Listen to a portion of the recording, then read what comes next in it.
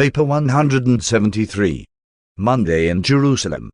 Early on this Monday morning, by pre-arrangement, Jesus and the apostles assembled at the home of Simon in Bethany, and after a brief conference they set out for Jerusalem.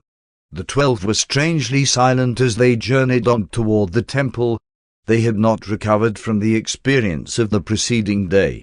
They were expectant, fearful, and profoundly affected by a certain feeling of detachment growing out of the Master's sudden change of tactics, coupled with his instruction that they were to engage in no public teaching throughout this Passover week.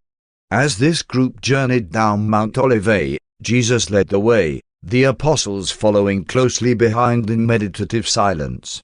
There was just one thought uppermost in the minds of all save Judas Iscariot, and it was, "What will the Master do today?" The one absorbing thought of Judas was, "What shall one do? Shall one go on with Jesus and my associates, or shall one withdraw? And if one am going to quit, how shall one break off?"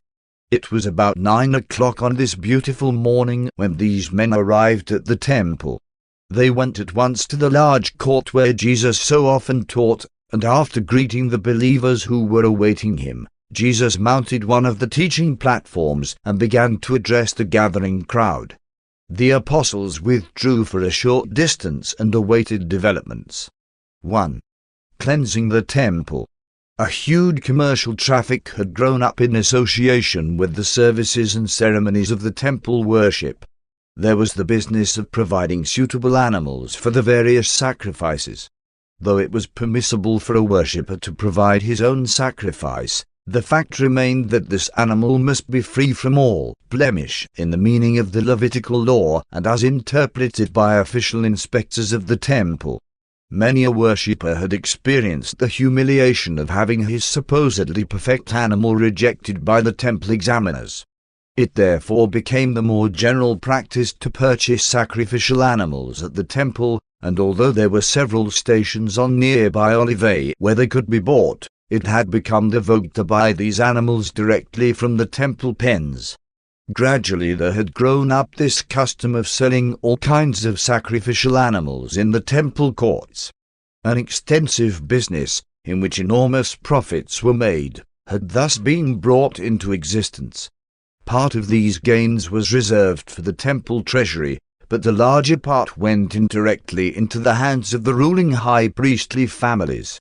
This sale of animals in the temple prospered because, when the worshipper purchased such an animal, although the price might be somewhat high, no more fees had to be paid, and he could be sure the intended sacrifice would not be rejected on the ground of possessing real or technical blemishes.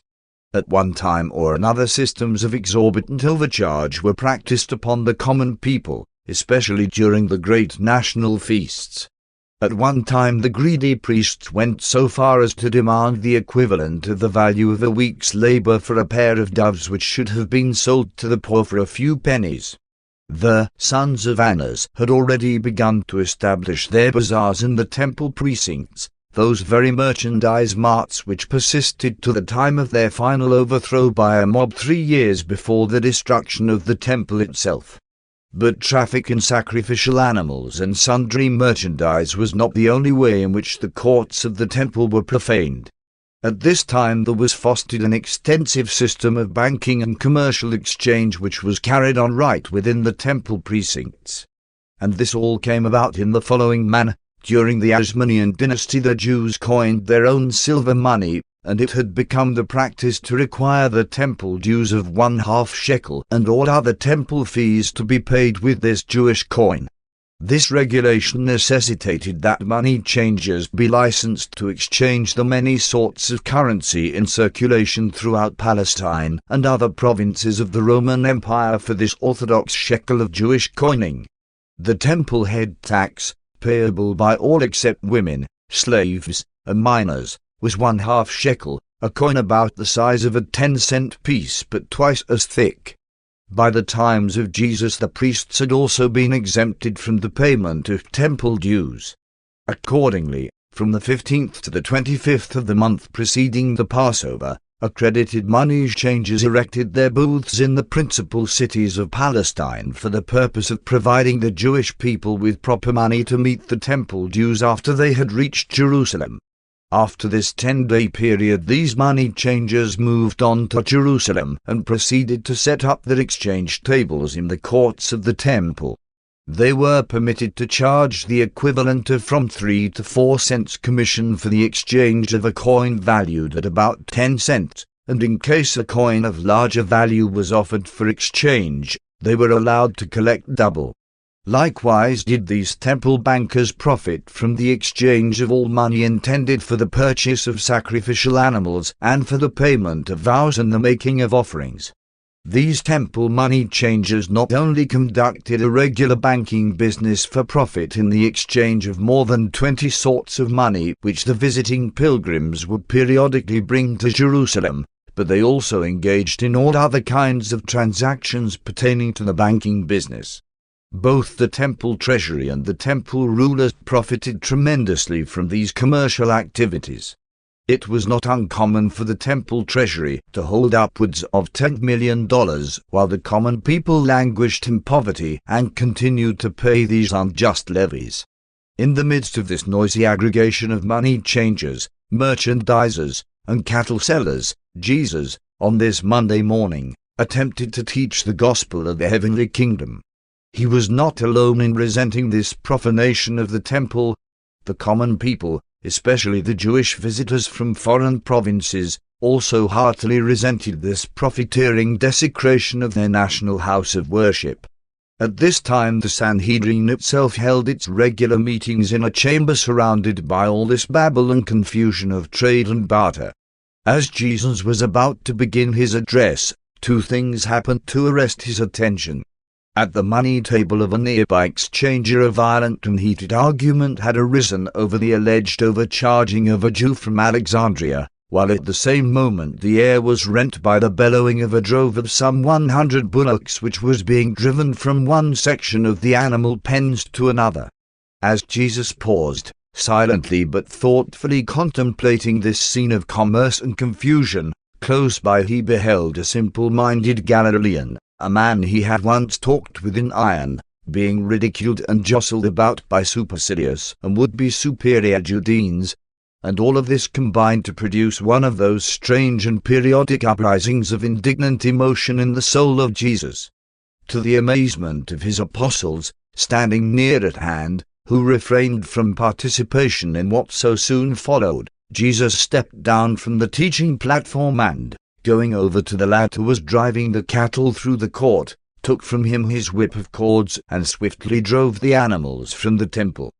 But that was not all. He strode majestically before the wondering gaze of the thousands assembled in the temple court to the farthest cattle pen and proceeded to open the gates of every stall and to drive out the imprisoned animals. By this time the assembled pilgrims were electrified, and with uproarious shouting they moved toward the bazaars and began to overturn the tables of the money changers. In less than 5 minutes all commerce had been swept from the temple. By the time the nearby Roman guards had appeared on the scene, all was quiet, and the crowds had become orderly. Jesus, returning to the speaker's stand, spoke to the multitude, "You have this day witnessed that which is written in the Scriptures, My house shall be called a house of prayer for all nations, but you have made it a den of robbers." But before he could utter other words, the great assembly broke out in hosannas of praise, and presently a throng of youths stepped out from the crowd to sing grateful hymns of appreciation that the profane and profiteering merchandisers had been ejected from the sacred temple. By this time certain of the priests had arrived on the scene, and one of them said to Jesus, "Do you not hear what the children of the Levites say?" And the Master replied, "Have you never read, out of the mouths of babes and sucklings has praise been perfected?" And all the rest of that day while Jesus taught, guards set by the people stood watch at every archway, and they would not permit anyone to carry even an empty vessel across the temple courts. When the chief priests and the scribes heard about these happenings, they were dumbfounded. All the more they feared the Master, and all the more they determined to destroy him. But they were nonplussed. They did not know how to accomplish his death, for they greatly feared the multitudes, who were now so outspoken in their approval of his overthrow of the profane profiteers. And all this day, a day of quiet and peace in the temple courts, the people heard Jesus teaching and literally hung on his words. This surprising act of Jesus was beyond the comprehension of his apostles. They were so taken aback by this sudden and unexpected move of their master that they remained throughout the whole episode huddled together near the speaker's stand. They never lifted a hand to further this cleansing of the temple.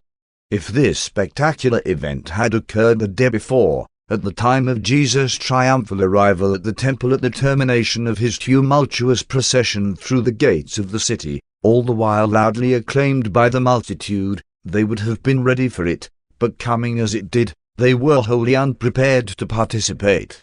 This cleansing of the temple discloses the master's attitude toward commercializing the practices of religion as well as his detestation of all forms of unfairness and profiteering at the expense of the poor and the unlearned.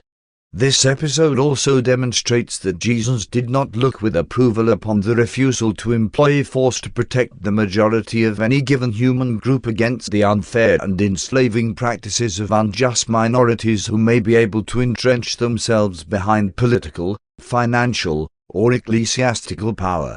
Shrewd, wicked, and designing men are not to be permitted to organize themselves for the exploitation and oppression of those who, because of their idealism, are not disposed to resort to force for self-protection or for the furtherance of their laudable life projects.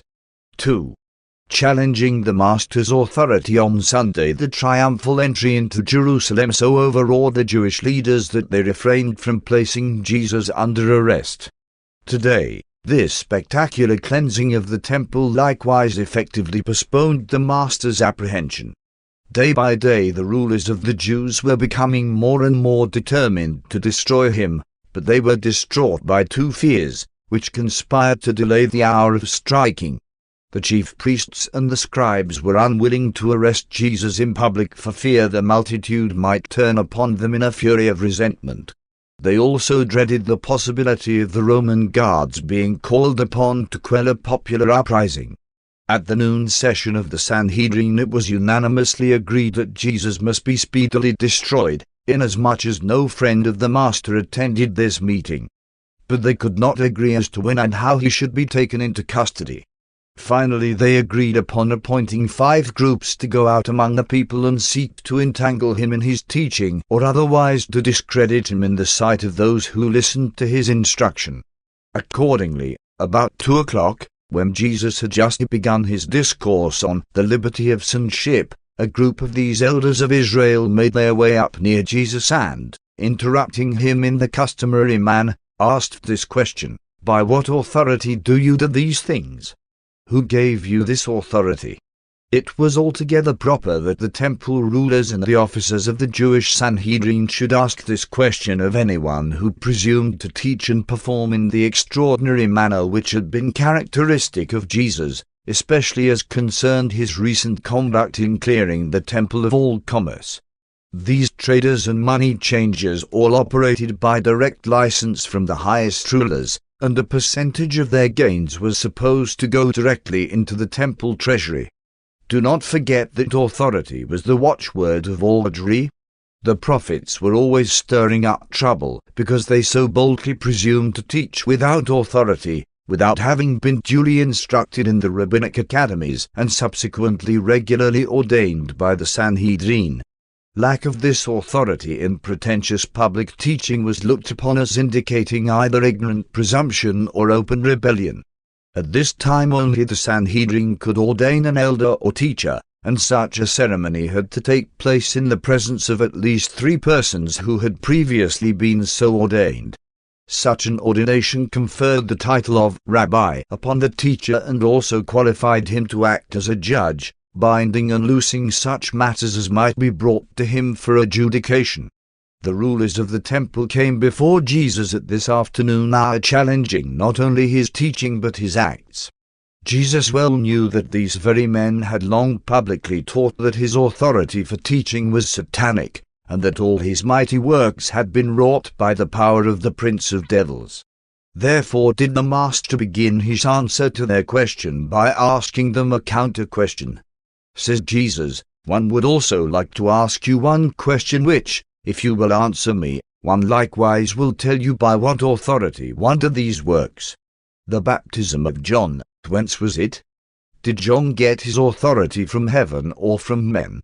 And when his questioners heard this, they withdrew to one side to take counsel among themselves as to what answer they might give. They had thought to embarrass Jesus before the multitude, but now they found themselves much confused before all who were assembled at that time in the temple court. And their discomfiture was all the more apparent when they returned to Jesus, saying, "Concerning the baptism of John, we cannot answer. We do not know." And they so answered the Master, because they had reasoned among themselves, "If we shall say from heaven, then will he say, Why did you not believe him? And perchance will add that he received his authority from John. And if we shall say from men, then might the multitude turn upon us, for most of them hold that John was a prophet." And so they were compelled to come before Jesus, and the people confessing that they, the religious teachers and leaders of Israel, could not or would not express an opinion about John's mission. And when they had spoken, Jesus, looking down upon them, said, "Neither will one tell you by what authority one did these things." Jesus never intended to appeal to John for his authority. John had never been ordained by the Sanhedrin. Jesus' authority was in himself and in his Father's eternal supremacy. In employing this method of dealing with his adversaries, Jesus did not mean to dodge the question. At first it may seem that he was guilty of a masterly evasion, but it was not so. Jesus was never disposed to take unfair advantage of even his enemies. In this apparent evasion he really supplied all his hearers with the answer to the Pharisees' question as to the authority behind his mission. They had asserted that he performed by authority of the prince of devils. Jesus had repeatedly asserted that all his teaching and works were by the power and authority of his Father in heaven. This the Jewish leaders refused to accept and were seeking to corner him into admitting that he was an irregular teacher, since he had never been sanctioned by the Sanhedrin.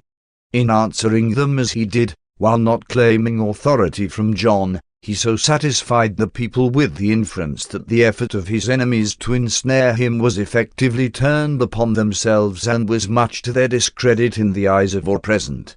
And it was this genius of the Master for dealing with his adversaries that made them so afraid of him. They attempted no more questions that day. They retired to take further counsel among themselves. But the people were not slow to discern the dishonesty and insincerity in these questions asked by the Jewish rulers. Even the common folk could not fail to distinguish between the moral majesty of the Master and the designing hypocrisy of his enemies. But the cleansing of the temple had brought the Sadducees over to the side of the Pharisees in perfecting the plan to destroy Jesus. And the Sadducees now represented the majority of the Sanhedrin. 3. Parable of the two sons. As the cavilling Pharisees stood there in silence before Jesus, he looked down on them and said, "Since you are in doubt about John's mission and arrayed in enmity against the teaching and the works of the Son of Man, give ear while one tell you a parable. A certain great and respected landholder had two sons, and desiring the help of his sons in the management of his large estates, he came to one of them, saying, 'Son, go work today in my vineyard.' And this unthinking son answered his father, saying, 'One will not go.' But afterwards he repented and went. When he had found his older son, likewise he said to him, 'Son, go work in my vineyard.'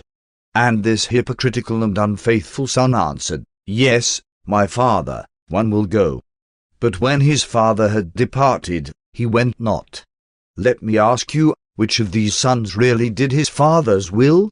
And the people spoke with one accord, saying, "The first son." And then said Jesus, "Even so. And now do one declare that the publicans and harlots, even though they appear to refuse the call to repentance, shall see the error of their way and go on into the kingdom of God before you, who make great pretensions of serving the Father in heaven, while you refuse to do the works of the Father. It was not you, the Pharisees and scribes, who believed John, but rather the publicans and sinners. Neither do you believe my teaching, but the common people hear my words gladly. Jesus did not despise the Pharisees and Sadducees personally. It was their systems of teaching and practice which he sought to discredit. He was hostile to no man, but here was occurring the inevitable clash between a new and living religion of the Spirit and the old religion of ceremony, tradition, and authority. All this time the 12 apostles stood near the Master, but they did not in any manner participate in these transactions.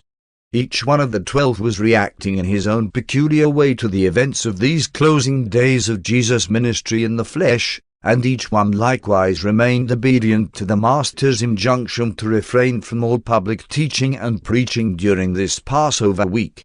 4. Parable of the absent landlord. When the chief Pharisees and the scribes who had sought to entangle Jesus with their questions had finished listening to the story of the 2 sons, they withdrew to take further counsel, and the Master, turning his attention to the listening multitude, told another parable. There was a good man who was a householder, and he planted a vineyard. He set a hedge about it, dug a pit for the winepress, and built a watchtower for the guards.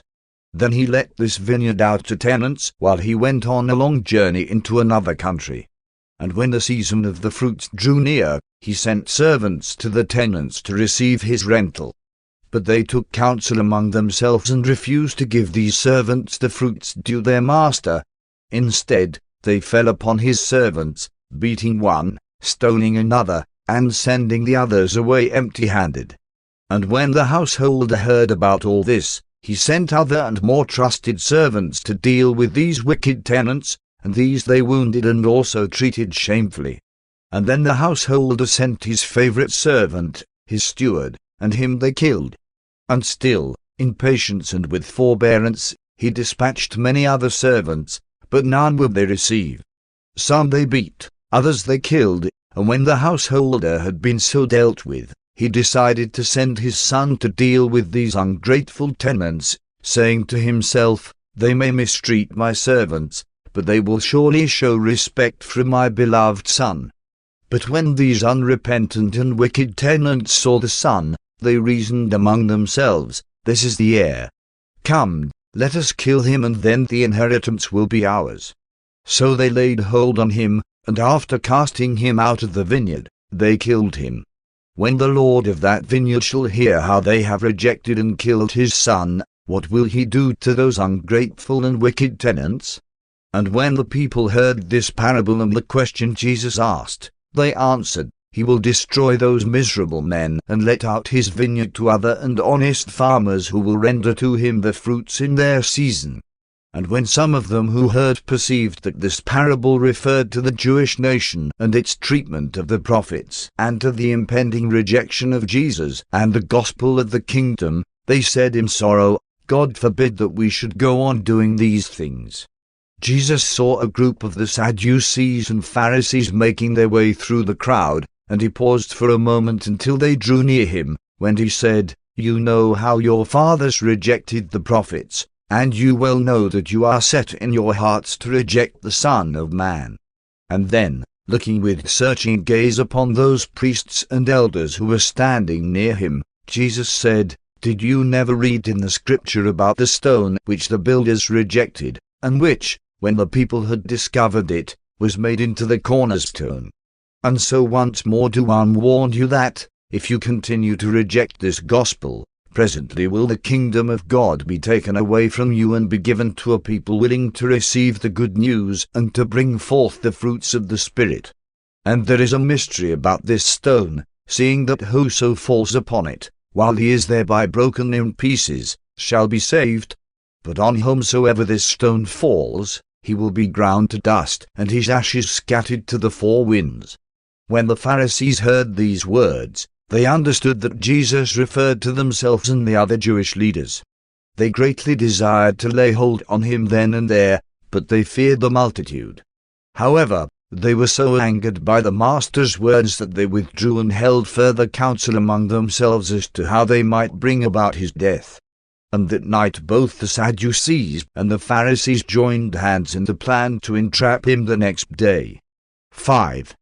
Parable of the marriage feast. After the scribes and rulers had withdrawn, Jesus addressed himself again to the assembled crowd and spoke the parable of the wedding feast. He said, "The kingdom of heaven may be likened to a certain king who made a marriage feast for his son, and dispatched messengers to call those who had previously been invited to the feast to come, saying, 'Everything is ready for the marriage supper at the king's palace.' Now, many of those who had once promised to attend, at this time refused to come. When the king heard of these rejections of his invitation, he sent other servants and messengers, saying, 'Tell all those who were bidden to come, for, behold, my dinner is ready. My oxen and my fatlings are killed, and all is in readiness for the celebration of the forthcoming marriage of my son.' But again did the thoughtless make light of this call of their king, and they went their ways, one to the farm, another to the pottery, and others to their merchandise. Still others were not content thus to slight the king's call, but in open rebellion they laid hands on the king's messengers and shamefully mistreated them, even killing some of them. And when the king perceived that his chosen guests, even those who had accepted his preliminary invitation and had promised to attend the wedding feast, had finally rejected his call and in rebellion had assaulted and slain his chosen messengers, he was exceedingly wroth. And then this insulted king ordered out his armies and the armies of his allies, and instructed them to destroy these rebellious murderers and to burn down their city.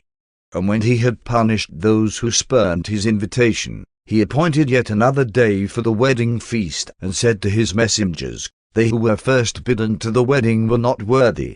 So go now into the parting of the ways, and into the highways, and even beyond the borders of the city, and as many as you shall find, bid even these strangers to come in and attend this wedding feast.' And then these servants went out into the highways and the out-of-the-way places, and they gathered together as many as they found, good and bad, rich and poor, so that at last the wedding chamber was filled with willing guests. When all was ready, the king came in to view his guests, and much to his surprise he saw there a man without a wedding garment. The king, since he had freely provided wedding garments for all his guests, addressing this man, said, 'Friend, how is it that you come into my guest chamber on this occasion without a wedding garment?' And this unprepared man was speechless. Then said the king to his servants, 'Cast out this thoughtless guest from my house to share the lot of all the others who have spurned my hospitality and rejected my call. One will have none here except those who delight to accept my invitation, and who do me the honor to wear those guest garments so freely provided for all.'" After speaking this parable, Jesus was about to dismiss the multitude when a sympathetic believer, making his way through the crowds toward him, asked, "But, Master, how shall we know about these things? How shall we be ready for the king's invitation? What sign will you give us whereby we shall know that you are the Son of God?" And when the master heard this, he said, "Only one sign shall be given you." And then, pointing to his own body, he continued, "Destroy this temple, and in 3 days one will raise it up." But they did not understand him, and as they dispersed, they talked among themselves, saying, "Almost 50 years has this temple been in building, and yet he says he will destroy it and raise it up in 3 days. Even his own apostles did not comprehend the significance of this utterance, but subsequently, after his resurrection, they recalled what he had said. About 4 o'clock this afternoon Jesus beckoned to his apostles and indicated that he desired to leave the temple and to go to Bethany for their evening meal and a night of rest. On the way up Olivet Jesus instructed Andrew, Philip, and Thomas that, on the morrow, they should establish a camp near the city which they could occupy during the remainder of the Passover week. In compliance with this instruction, the following morning they pitched their tents in the hillside ravine overlooking the public camping park of Jessamine, on a plot of ground belonging to Simon of Bethany. Again it was a silent group of Jews who made their way up the western slope of Olivet on this Monday night. These 12 men, as never before, were beginning to sense that something tragic was about to happen. While the dramatic cleansing of the temple during the early morning had aroused their hopes of seeing the Master assert himself and manifest his mighty powers, the events of the entire afternoon only operated as an anticlimax in that they all pointed to the certain rejection of Jesus' teaching by the Jewish authorities. The apostles were gripped by suspense and were held in the firm grasp of a terrible uncertainty. They realized that only a few short days could intervene between the events of the day just past and the crash of an impending doom. They all felt that something tremendous was about to happen, but they knew not what to expect. They went to their various places for rest, but they slept very little. Even the Alphaeus twins were at last aroused to the realization that the events of the Master's life were moving swiftly toward their final culmination.